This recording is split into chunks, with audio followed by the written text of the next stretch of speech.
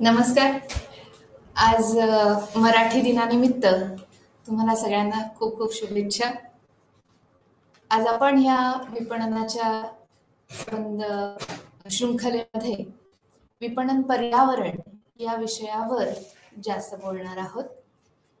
हा विषय अतिशय महत्त्वपूर्ण अशा दृष्टीने होतो की ग्रामीण भागातील कृषी संवर्धक पर्यावरण आणि शहरी भागातील औद्योगिक पर्यावरण यामध्ये जो फरक पडतो तो आणि विविध घटकांमुळे पडणाऱ्या विपणनाच्या पर्यावरणाचा अभ्यास ह्या ब्लॉकमध्ये केलेला आहे. हा block number 1 basic concept of marketing आहे. त्याच्यामधलं युनिट दुसरं आहे, धडा दुसरा आहे, जो आपण आज बघणार आहोत. चला तर मग सुरू करूया. विपणन पर्यावरण या भागामध्ये आपण विपणन पर्यावरणाची प्रास्ताविक, रचना, विपणनाची व्याख्या, विपणन पर्यावरणाची व्याख्या, विपणन पर्यावरणाचे घटक आणि या पर्यावरणाचे महत्त्व अशा गोष्टी या अभ्यास करणार आहोत. आता सर्वात प्रथम आपल्याला असं लक्षात घ्यावं लागेल की लोक जिथे राहतात ती परिस्थिती किंवा आपल्या सभोवतालची परिस्थिती, ज्याला आपण पर्यावरण असे म्हणतो, म्हणजेच आजूबाजूचा परिसर. पण नुसता परिसर का हो? नाही, तर ह्या परिसरात असणारे आणि त्या परिसरात बदल करणाऱ्या घटकांचा अभ्यास हा विपणन पर्यावरणामध्ये करू शकतो. म्हणजे केवळ भौगोलिक किंवा नैसर्गिक किंवा हवामानदृष्ट्या वातावरण नव्हे, तर सर्वंकष वातावरणाचा व्यापक अभ्यास हा विपणन पर्यावरणामध्ये अपेक्षित असतो. इथे आपण वेगवेगळ्या घटकांचा हा तपशिलाने अभ्यास करणार आहोत. यामध्ये सूक्ष्म किंवा समग्र अशा व्यवस्थापनामध्ये सुद्धा आपण थोडासा विचार करणार आहोत. जे घटक आपल्या नियंत्रणामध्ये असतात ते आणि जे अनियंत्रित घटक असतात ते, असे वेगवेगळ्या प्रकारचे घटक किंवा त्यांचे प्रकार आपल्याला इथे बघावे लागतील. जसं आर्थिक पर्यावरण आहे, सामाजिक पर्यावरण आहे, शासकीय आहे किंवा राजकीय आहे, पुरवठादार आहेत आपले, किंवा भौगोलिक तांत्रिक जे घटक आपल्याला सतत कार्यरत असतात या पर्यावरणावर, या सर्वांचा समावेश आपण ह्या धड्यामध्ये नक्की करणार आहोत. चला तर मग पुढे जाऊया. या स्लाइडवर तुम्हाला असं दिसतंय की आपण जो आधीच्या धड्यामध्ये अभ्यास केला होता, थोडासा 4 P'चा एक थोडीशी झलक इथे देते, म्हणजे मग इथून पुढे जाताना आपल्याला त्या गोष्टी आठवतील. जेव्हा आपण उत्पादकापासून ग्राहकापर्यंत पोचवतो एखादी वस्तू किंवा एखादी सेवा, हा संबंध प्रवास जो असतो, या प्रवासात विविध व्यावसायिक एकत्रितपणे काम करतात. ते आपले पुरवठादार असतील किंवा ते आपले होलसेलर्स, रिटेलर्स ज्याला आपण म्हणतो ते असतील किंवा भागीदार असतील. आता ह्या सगळ्यांना एकत्र घेऊन त्यांच्यासाठी आणि त्यांच्या बरोबरीने विक्रयवृद्धी ही मिळावी किंवा करून घ्यावी, ह्याची आपल्याला मूळतः कल्पना इथे मिळते. त्याचमुळे वस्तू किंवा आपण ज्याला प्रोडक्ट किंवा उत्पादन असं म्हणतो, उत्पादन, किंमत, त्या उत्पादनाची किंमत, त्याची विक्रय वृद्धी किंवा प्रमोशन आणि त्याचं वितरण, असे 4 P जे मुख्यतः करून वस्तूच्या संदर्भात आहेत, याचा आपण मागच्या वेळी विचार केला. आणि ह्या विचारात आपण काही छोट्या घटकांचाही विचार केला, जसं उत्पादन आहे, वर्गीकरण आहे, नाममुद्रा आहे किंवा ब्रँडिंग आहे, लेबलिंग आहे, बांधणी किंवा पॅकेजिंग आहे. हे सर्व घटक हे वस्तू आणि ती वस्तू ज्याला आपण म्हणता येईल ज्या प्रदेशात आपण उपलब्ध करून देणार आहोत, त्या प्रदेशाची संपूर्ण माहिती किंवा त्या प्रदेशाची संपूर्ण भौगोलिक रचना ही आपल्याला थोडीशी बघावी लागते. जसं इथे उदाहरण घेतलं आहे तांदळाचं. जर तांदूळ हा बासमतीचा घेतला तर त्याच्यात सुद्धा छोटे छोटे प्रकार वेगवेगळे आपल्याला दिसून येतात, की अख्खा बासमती आहे, तुकडा बासमती आहे किंवा इतर काही.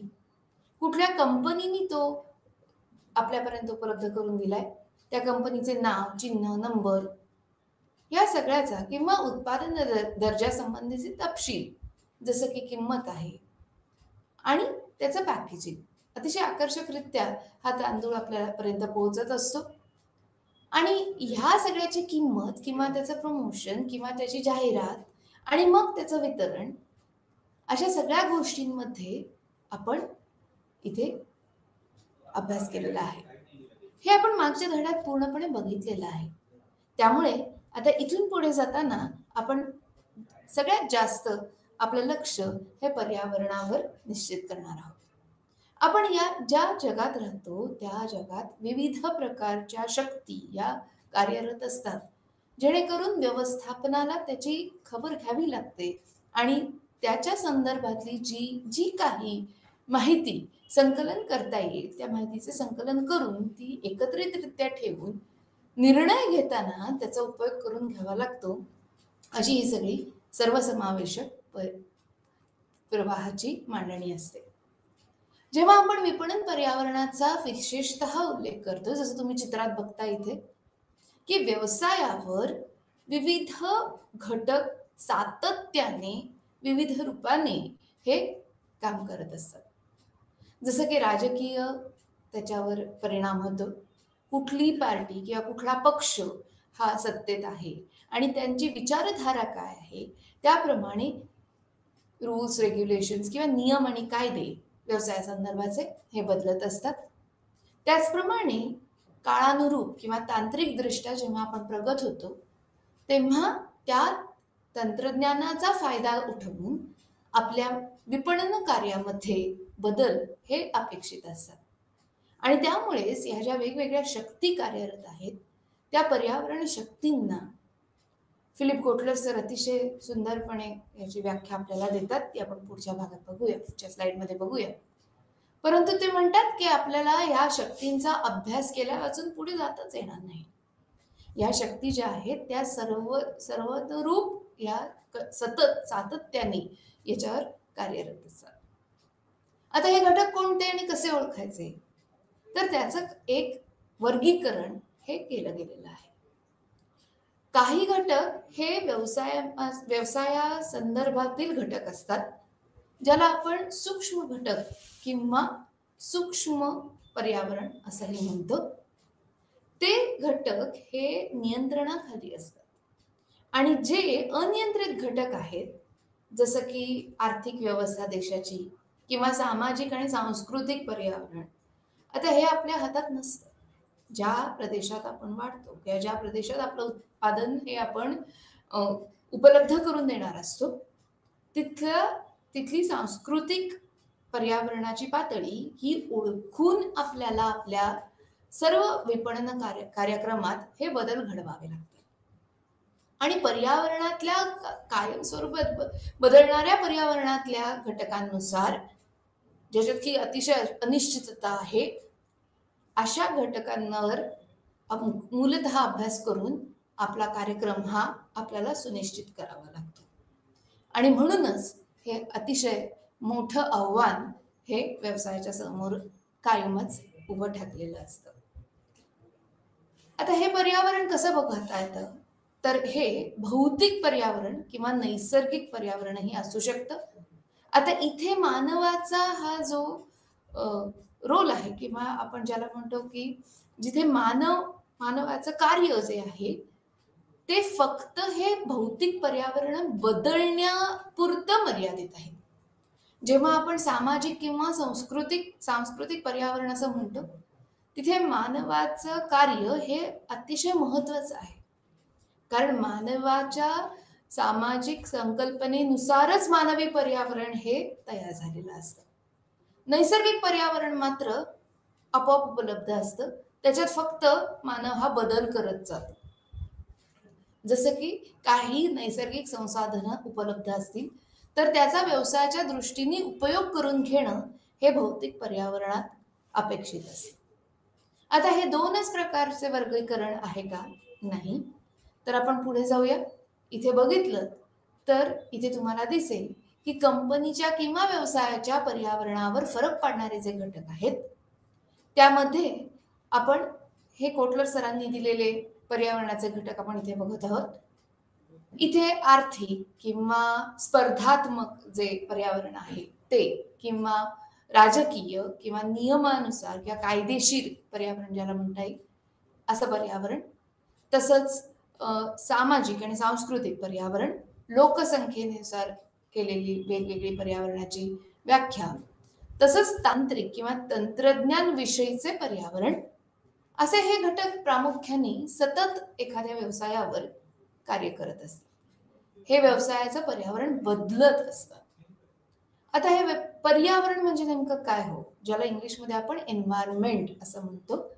आता हा एन्व्हायरमेंट शब्द हा फ्रेंच वर्ड एन्व्हिरॉनियर याच्यापासून आलेला आहे, ज्याचा अर्थ असतो टू सराउंड, म्हणजे आपल्या भोवतालच्या सर्व सर्व गोष्टी, वस्तू नाही म्हणता येणार, सर्व गोष्टी असं म्हणावं लागेल. कारण इथे आपल्याला एखाद्या छोट्याशा माशापासून ते अतिशय मोठ्या वृक्षापर्यंत हे सर्व काही नैसर्गिक पर्यावरणात येतं.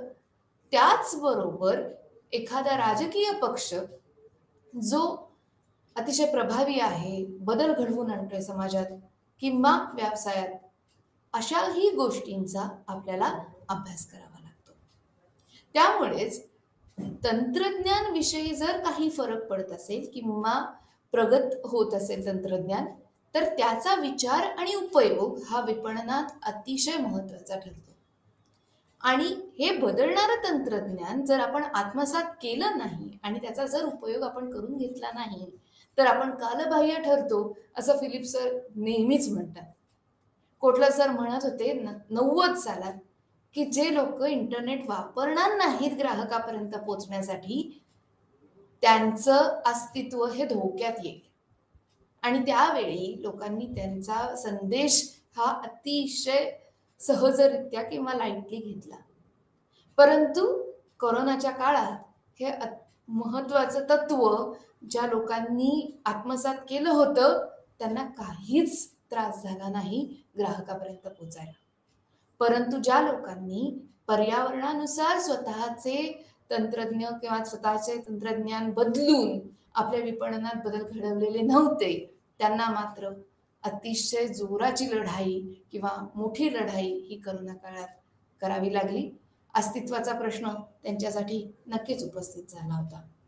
त्याचमुळे असं म्हणता येईल की जे आपल्या सभोवताली घडत असतं, त्या प्रत्येक घटनेची, त्या प्रत्येक वस्तूची, त्या प्रत्येक कायद्याची, नियमाची, तसेच सांस्कृतिक आणि सामाजिक परिवर्तनाची दखल ही सतत घ्यावी लागते. आणि ही दखल घेऊनच आपण पुढे जाऊन हे विपणन पर्यावरण वापरात आणू शकतो विपणनाच्या वृद्धीसाठी. तर आता पुढे गेलात तर आपण बघू शकतो की कॅरेक्टरिस्टिक्स ऑफ मार्केटिंग एन्व्हायरमेंट, म्हणजेच पर्यावरणाची, विपणन पर्यावरणाची वैशिष्ट्ये.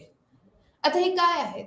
जसं आपण आत्ताच म्हणलं की ही सामाजिक परिस्थिती आहे, हे तंत्रज्ञान आहे, जे आपल्या सभोवताली असलेले नैसर्गिक घटक आहेत किंवा संसाधने आहेत, आणि या सगळ्यांमध्ये सतत बदलाव होत असतात, कंटिन्युअस चेंजेस होत असतात. आणि हे चेंजेस कसे असतात किंवा हे बदलाव कसे असतात, तर सर्वानुरूप या बहुविध असतात. प्रत्येक गोष्टीत हा बदलाव अपेक्षित असतो किंवा होत असतो, परंतु हे बदलाव आपण प्रोजेक्ट करू शकत नाही. बऱ्याच वेळा आपल्या लक्षात येत नाही, बऱ्याच वेळा आपल्याला समजू शकत नाही की पुढे नेमकं काय होणार आहे. आणि म्हणूनच अनिश्चितता ही प्रचंड असते. काही वेळा अचानक, आता 2014 साली आपल्याकडे जेव्हा डिमॉनिटायझेशन झालं, तेव्हा हा खूपच अनपेक्षित बदल होता पर्यावरणात. आणि ह्या आपल्या सभोवताली आर्थिक पर्यावरणात झालेला हा बदल व्यवसायांना निश्चितच खूप मोठे बदल घडवून आणावे लागले त्यावेळी. आणि म्हणूनच असं म्हणलं जातं की कुठलाही एक व्यवसाय किंवा कुठलीही एक कंपनी हे पर्यावरण नियंत्रित करू शकत नाही किंवा बदलू शकत नाही. आणि हेच पर्यावरणाचं किंवा विपणन पर्यावरणाचं सर्वात मोठं वैशिष्ट्य हे मानलं जातं. आता जसं आपण म्हणलो की ह्याच्यात सतत बदल घडत असतात आणि हे बदल विविध प्रकारचे असतात. परंतु जर व्यवस्थापनाने आणि व्यवसायाने ह्या बदलांमध्ये संधी शोधल्या नाहीत, तर मात्र जसं आधी म्हणलं तसं अस्तित्वाला धोका पोचू शकतो. आणि व्यवसायात आपल्याला वृद्धी अपेक्षित असते, फक्त अस्तित्वासाठी लढाई नाही. आणि त्यामुळे ह्या बदलांमध्ये, या घडून येणाऱ्या बदलांमध्ये किंवा या विपणन पर्यावरणामध्ये जे सातत्याने बदलतंय, या बदलांमध्ये संधी शोधणं हे आपल्याला भाग पडतं, अतिशय आवश्यक अशी ही गोष्ट आहे. आता जर तुम्ही पुढच्या स्लाइडमध्ये बघितलं तर इथे हे वर्गीकरण किंवा क्लासिफिकेशन आपल्या समोर मांडण्यात आलेलं आहे. इथे बिझनेस एन्व्हायरमेंट किंवा व्यवसायाचे पर्यावरण असं इथून सुरुवात होते. या बिंदूपासून सुरुवात केली आपण तर इंटरनल एन्व्हायरमेंट आणि एक्सटर्नल एन्व्हायरमेंट, ज्याला आपण अंतर्गत पर्यावरण आणि बहिर्गत पर्यावरण किंवा बहिस्थ पर्यावरण असं म्हणलं जातं. आता अंतर्गत पर्यावरणाचा व्यवसायावर अतिशय मोठा परिणाम होतो आणि बहिर्गत पर्यावरणामध्ये अजून आपण खाली जाऊन मायक्रो आणि मॅक्रो असं ह्या एन्व्हायरमेंटमध्ये किंवा सूक्ष्म आणि समग्र असे या पर्यावरणाचे वर्गीकरण आपण पुढे जाऊन करू शकतो. आपण जर बघितलं तर अंतर्गत आणि बाह्य किंवा बहिस्थ किंवा बहिर्गत पर्यावरण हे कंपनी, ऑर्गनायझेशन किंवा व्यवसायाशी संदर्भातील आपण वर्गीकरण बघतोय. आणि सूक्ष्म आणि समग्र हे जर आपण बघितलं तर समग्र पर्यावरणामध्ये आपण या सर्व गोष्टींचा विचार करतो, जसं देशाच्या किंवा सामाजिक पातळीवरच्या बदलांचा इथे आपल्याला मागोवा घ्यावा लागतो. पुढे जाऊया.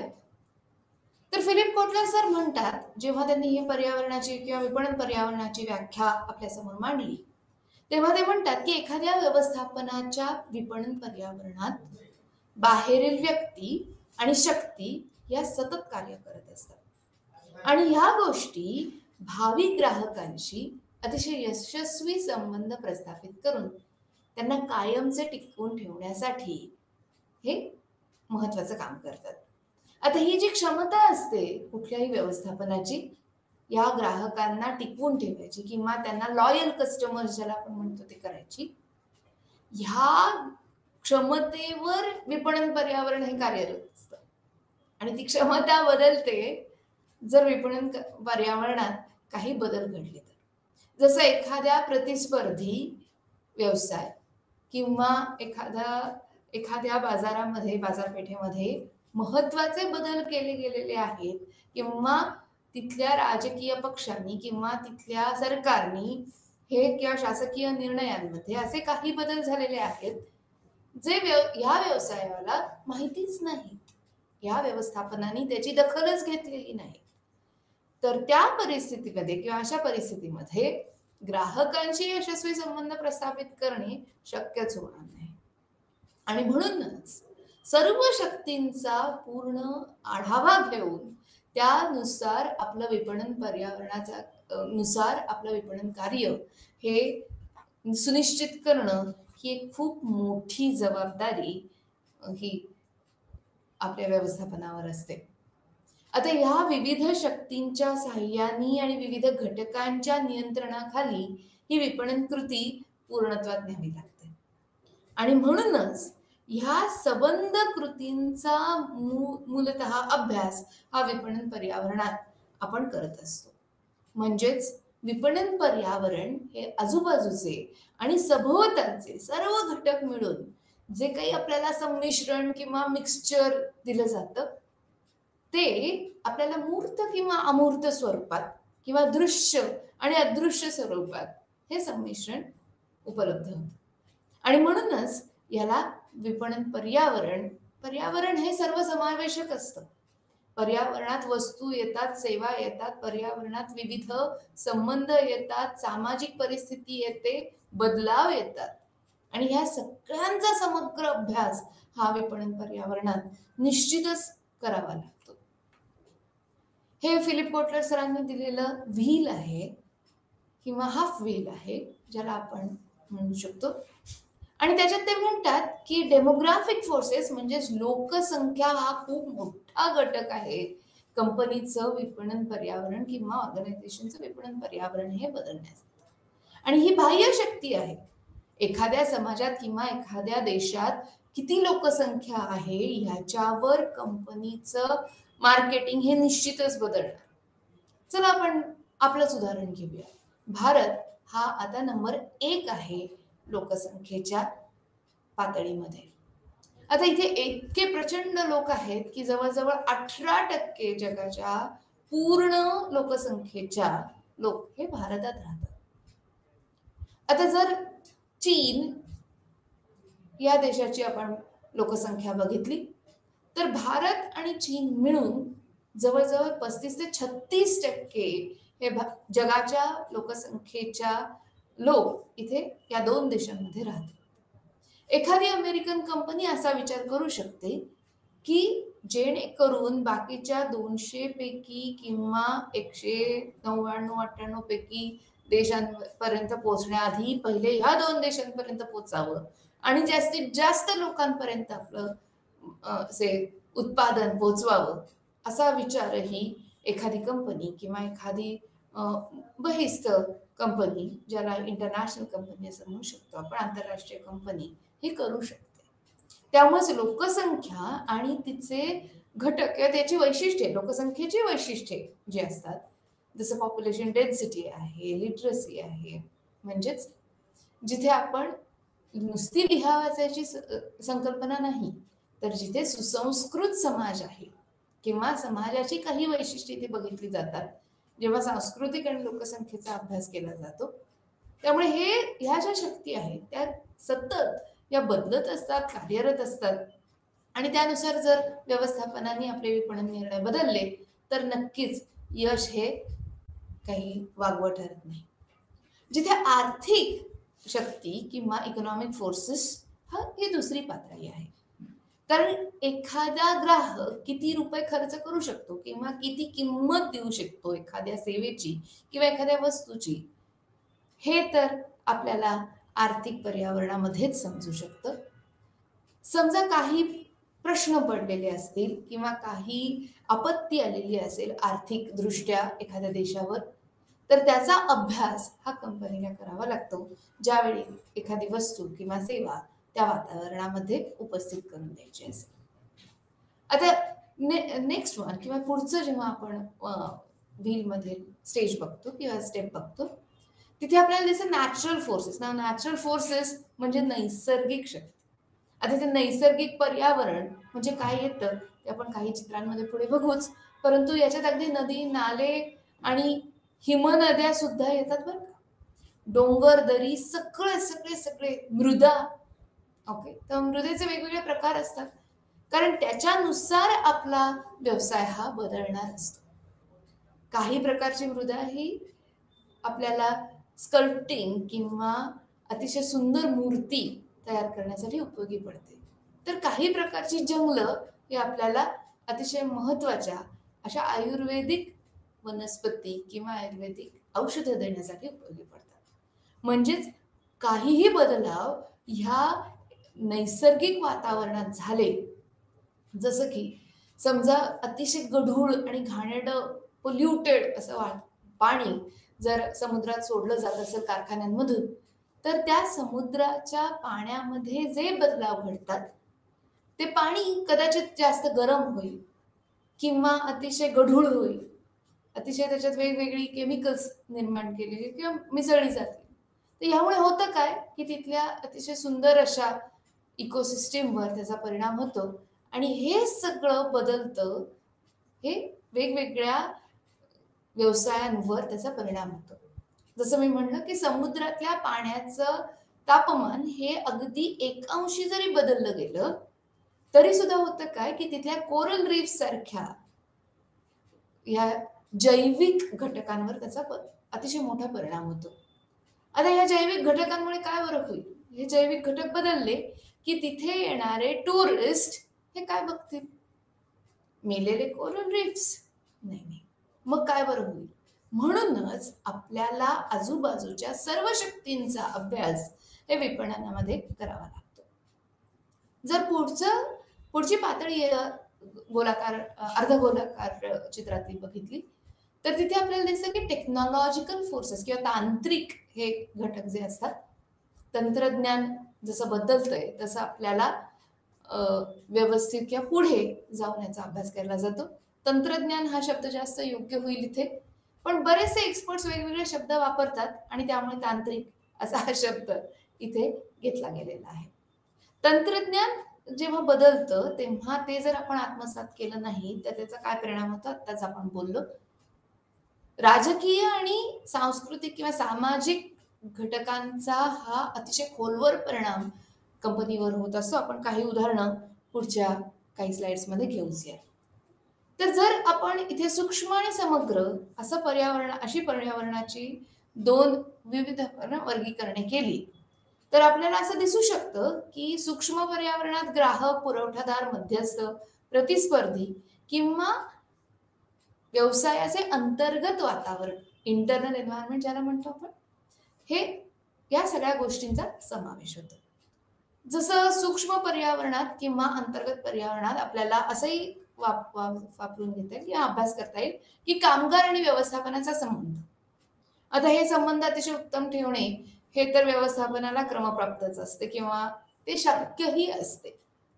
विक्रेत्यांचा संच, विभागातील अधिकारी आणि कर्मचारी यांचे नातेसंबंध, या संबंध बाबतीत अतिशय व्यवस्थित हाताळणं हे व्यवस्थापनाला बरेचदा शक्य असतं आणि म्हणूनच आपण बरेचदा म्हणतो की सूक्ष्म पर्यावरण हे नियंत्रित पर्यावरण आहे. हे आपल्याला कंट्रोल करता येतं. उत्पादकता आहे, जसं एखाद्या व्यवसाय संस्थेत योग्य व्यवस्थापन करून जास्तीत जास्त उत्पन्न मिळवण्यासाठी किंवा जास्तीत जास्त व्यवसाय वृद्धी करण्यासाठी वस्तू आणि सेवेची उत्पादकता ही वाढवता येते, त्याची प्रतवारी वाढवता येते आणि जेणेकरून आपल्याला ग्राहक संख्याही तिथे जास्त मिळू शकते. आता जर बहिस्त किंवा समग्र पर्यावरण जर आपण बघितलं इथे तर समग्र पर्यावरणात एक्सटर्नल फोर्सेसमध्ये किंवा मॅक्रो एन्व्हायरमेंट ज्याला आपण म्हणतो, मायक्रो आणि मॅक्रो असे हे शब्द आहेत, सूक्ष्म आणि समग्र. तर यामध्ये मॅक्रो हे आहे ते अतिशय प्रचंड मोठं अशा दृष्टीने इथे वापरलं गेलेलं आहे. आता इथे आपल्याला राजकीय, आर्थिक, सामाजिक, तंत्रज्ञान विषय, नैसर्गिक आणि कायदेशीर घटक हे वापरता येतील किंवा यांचा अभ्यास करता येतील. आता इथे सूक्ष्म पर्यावरणात जसं आपण म्हणत होतो की कामगार व्यवस्थापन संबंध किंवा उत्पादकता किंवा दर्जा व्यवस्थापन किंवा दर्जा निष्ठा, म्हणजे निष्ठा ही क्वालिटी कंट्रोल किंवा क्वालिटी लॉयल्टी या दृष्टीने आपल्याला वेगवेगळ्या क्षमता ज्या आहेत व्यवस्थापनाच्या किंवा व्यवसायाच्या त्या आपल्याला अधिकाधिक वाढवता येतात आणि यानुसार संस्थेची सगळी मोठी धोरणे ही आखली जातात. कारण ह्या सगळ्यांचा अभ्यास, जसं पुरवठादार आहेत, प्रतिस्पर्धी आहेत, त्यांची व्यूहरचना काय आहे, बाजारपेठ काबीज करण्याची, याचा अभ्यास आपण जरूर पर्यावरणात करून किंवा विपणन पर्यावरणात करून पुढे जाऊ शकतो. आता या सर्व गोष्टींमध्ये आपल्याला मूळ हेतू काय बरं असतो? ग्राहकांच्या गरजांची अतिशय योग्य प्रकारे पूर्तता आणि त्या ग्राहकांना कायम आपलं ग्राहक म्हणून ठेवणे हे आपल्यापुढे एक मोठं आव्हान असतं. आणि म्हणूनच मूल्य व्यवस्था किंवा संघटनेची किंवा आपल्या व्यवसायाची वर्षानुवर्ष जी परंपरा जपून ठेवलेली आहे त्याला धरून आणि जे बदलाव आपल्या तंत्रज्ञानात किंवा आपल्या आजूबाजूच्या परिस्थितीत घडत आहेत त्यांचा आढावा घेऊन आपल्याला हे विपणन पर्यावरणानुसार विपणन कार्य बदलत राहावे लागते. आता सामग्री जी असते किंवा रॉ मटेरियल जे असतं हे किंवा कच्चा माल जो असतो तो सुद्धा या सूक्ष्म पर्यावरणातच येतो बरं का.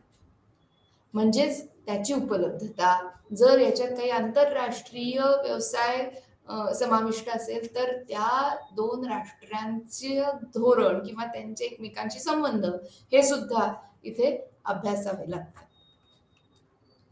आता हे अंतःस्थ पर्यावरण आहे असं आपण म्हणलं. त्याच्यात मनुष्यबळ, वाहतूक संस्था किंवा ट्रान्सपोर्टेशन ज्याला म्हणतो आपण, स्टोरेज किंवा गोदाम आणि आपले कॉम्पिटिटर्स आणि त्यांच्या रणनीती किंवा त्यांची व्यूहरचना बाजारासाठी या सगळ्यांचा अतिशय